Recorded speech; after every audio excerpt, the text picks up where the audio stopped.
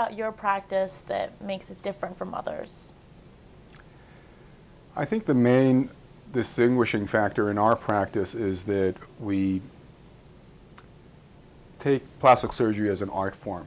And when I say that, I mean that for us, each patient really is treated as an art form. And I myself am an artist, and I take my art seriously. And I don't like to see anything less than perfect in my patients. And when I say that, I mean within the bounds of reason, obviously, within what is possible for them to achieve. But I'm very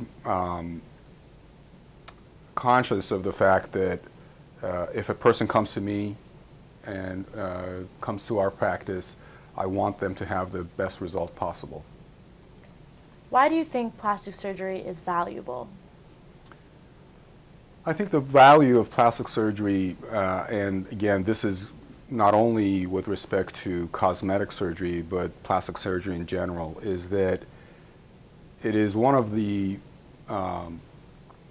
specialties of medicine that adds value to life, meaning that it improves your quality of life. The specialties such as general surgery, neurosurgery, many of these other surgical specialties are really an issue of life and death.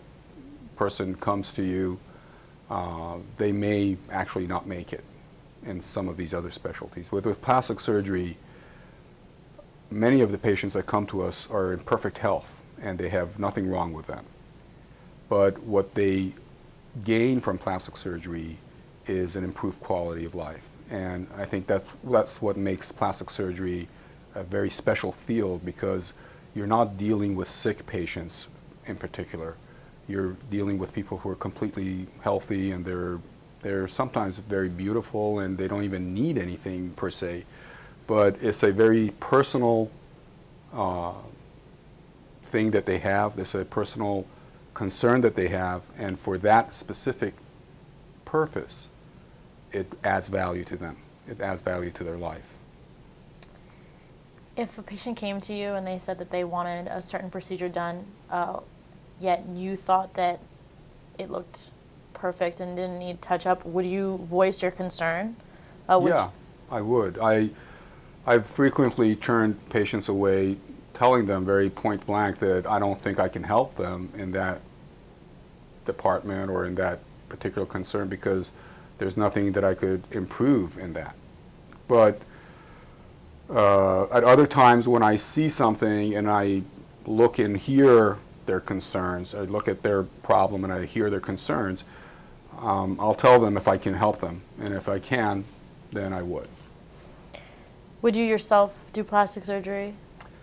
Yes, I would. I would obviously want to go to somebody who I would trust, and doesn't make any difference. I think that we all, as we get older, as time goes on, and we are witness to our youth being taken away, we get concerned about certain aspects of our appearance, and yeah, I would do it if I felt that I could find the surgeon who I would trust to do it for me.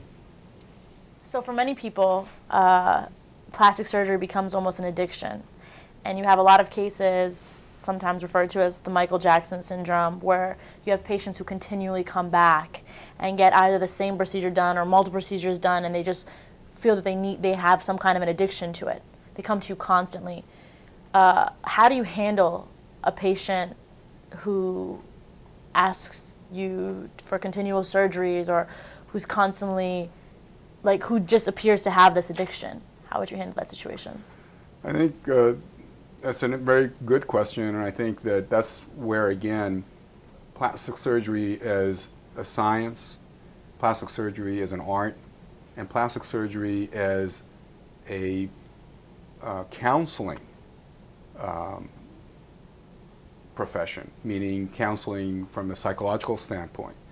You really have to also be a good counselor to your patients. You have to tell them, for example, if they're requesting something that is unachievable from a physical point of view, if they're asking you to do something that you know is not going to help them in any way, but might even hurt them, then you have to tell them that, and you have to tell them enough is enough. You're not going to achieve anything more, and you might actually hurt yourself by doing more plastic surgery. And I think that's a very excellent question, because many times people get into this addictive behavior for plastic surgery, which is counterproductive to themselves, because they end up looking worse. Like Michael Jackson is a perfect example, because he, at some point, as you look at Michael Jackson, he could have stopped and he could have been fine. But he continued, or somebody continued, and it just got worse and worse. And you have to tell your patients that, you know, at a certain point you have to stop, and you cannot make things look better by operating more. What about the stigma associated with having work done? For example, you hear society talk about how ridiculous it is that people go to these extreme efforts. They pay a lot of money. They go through a lot of pain to get work done, to have their appearance change. When society says, why are these people not already happy with the way that they look? There's this huge stigma associated with even doing plastic surgery. It shows to many people insecurities. How would you address someone who feels that way? Well, I think that number one, the stigma against plastic surgery is becoming less and less as time goes on. Half of that is because people are being more and more comfortable with the idea of plastic surgery, perhaps because of reality shows on TV, shows like Dr. 90210 or the Swan show or the Extreme Makeover shows. All of these shows on TV have made it more acceptable to our society for people to have plastic surgery. But I think that there's also still a stigma that says, you know, is plastic surgery something that is vain? Is plastic surgery something that's not necessary? And I think that this is the same way people thought perhaps 100 years ago when the first cars came out. People were saying, why should we use a car when, you know, it's a machine or it's something that is against nature? And as time went on, more and more people used cars because it was more and more part of the general trend of things. And this is the way that the world is going. As it becomes feasible to do something, both scientifically and technologically, the psychology will follow it. As it becomes feasible for people to have arms put back on, you'll see more and more people putting back arms.